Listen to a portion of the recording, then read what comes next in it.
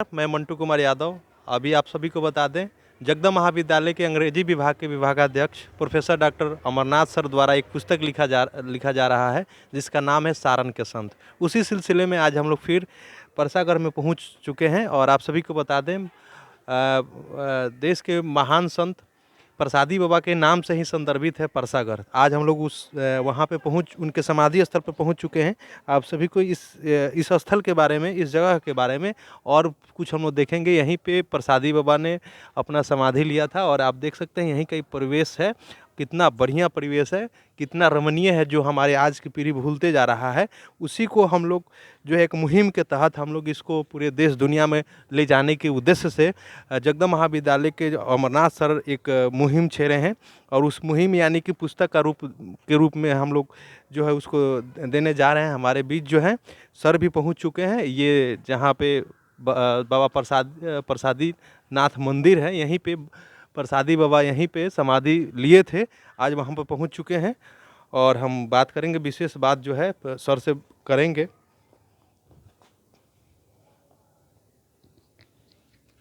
यही प्रसादी बाबा का समाधि स्थल है। विशेष जानकारी हम सर से प्राप्त करेंगे। एक बार प्रेम से बोलिए प्रसादीनाथ बाबा की, लक्ष्मण दास बाबा की।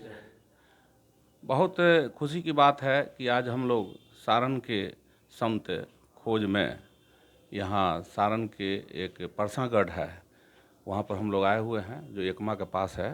परसा बाज़ार है, बहुत ही प्राचीन बाज़ार है। और यहाँ पर एक बहुत बड़े संत हुए, राष्ट्रीय स्तर के संत हुए, जो सारण के बहुत बड़े धरोहर थे। उनका नाम था प्रसादीनाथ बाबा। और प्रसादीनाथ बाबा के नाम से ही यहाँ परसा बाज़ार का नाम है। परसा लोग कहते हैं कि प्रसादी बाबा के नाम से ही है। परसा गढ़ भी है यहाँ पर। और अभी हम लोग कुछ देर पहले एक वीडियो बनाए थे, वहाँ पर इसके पहले एक इन्हीं के जो चेला थे, मैंने 2-3 पुस्त के नीचे एक चेला थे, उनका नाम था लक्ष्मण दास बाबा। तो उन्हीं के नाम पर वो मठ है। और आपको यह भी बता दूं कि लक्ष्मण दास बाबा जब यहाँ संत थे, तो उन्हीं के ज़माने में विश्व प्रसिद्ध राहुल संकीर्त्यान, महापंडित राहुल संकीर्त्यान जी यहाँ पर आए थे। और उन्होंने यहीं पर रहकर उन्होंने बहुत सी किताबें लिखी। उनका कर्म भूमि था, मतलब वो एक यायावर संत थे, माने घुमक्कड़ संत थे, घूमते फिरते रहते, पूरा ऑल ओवर वर्ल्ड में उन्होंने भ्रमण किया। खासकर बुद्ध धर्म के जितने भी देश हैं, अधिकांश देश जो है, तिब्बत है, चीन है, रूस, रशियन कंट्री में भी गए हैं, और श्रीलंका में कई जगह तो प्रोफेसर भी थे। आप उनके बारे में पढ़िए। रूस में कुछ दिनों तक जो है प्रोफेसर है, श्रीलंका में रहे। और वो संत थे, लेकिन 36 भाषाओं के वो ज्ञाता थे। और बड़ी आश्चर्य की बात है, भगवान की उन पर कृपा थी। उन्होंने कई किताबें लिखी हैं और उनकी कर्म भूमि यही जगह है। मतलब जहाँ हम लोग खड़े हैं यह जगह है, और इसका एक ब्रांच और है लक्ष्मण बाबा का। तो दोनों जगह वो रहते थे और यहीं पर उन्होंने अपनी रचनाएं बहुत सी लिखी है। जब पर बहुत प्रसिद्ध रचना उनकी, जो हिंदी में तो 200 से ज़्यादा उनकी रचनाएं लिखी हुई है, और कई भाषाओं में लिखा उन्होंने, लेकिन खासकर हिंदी में उनकी रचनाएं हैं।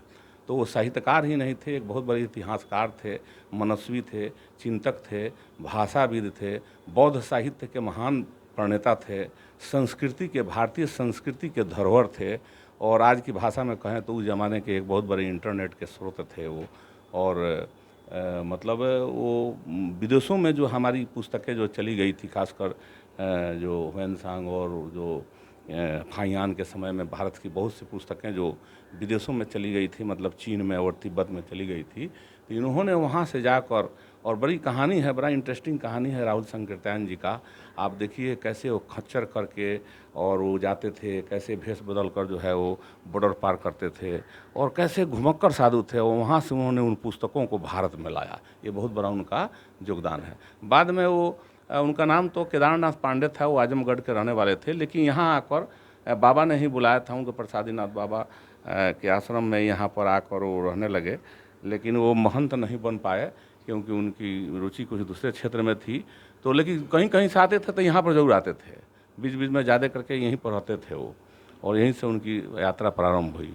और प्रसादीनाथ बाबा भी सारण के महान संत हुए, और दूसरे जो संत हुए, उनके जो चेला हुए, वो माने लक्ष्मण दास बाबा, जिनके नाम पर वो सरोवर है, लक्ष्मण सरोवर है यहाँ बगल में है ना। और देखिए यहाँ भी एक मंदिर है, आइए थोड़ा सा मैं दर्शन करा देता हूँ आपको प्रसादीनाथ बाबा का।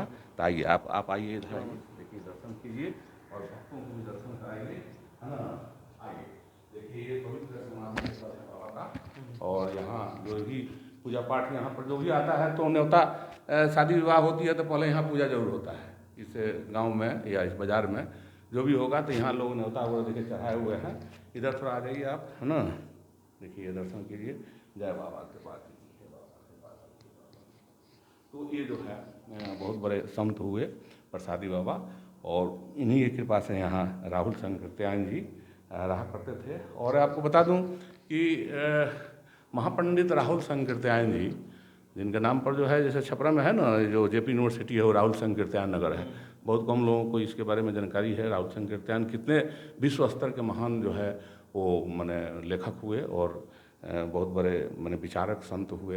तो नाम तो इनका था केदारनाथ पांडे, लेकिन राहुल नाम तब पड़ा जब उन्होंने बौद्ध धर्म पर बहुत सी किया और बौद्ध धर्म को स्वीकार कर लिया बाद में उन्होंने।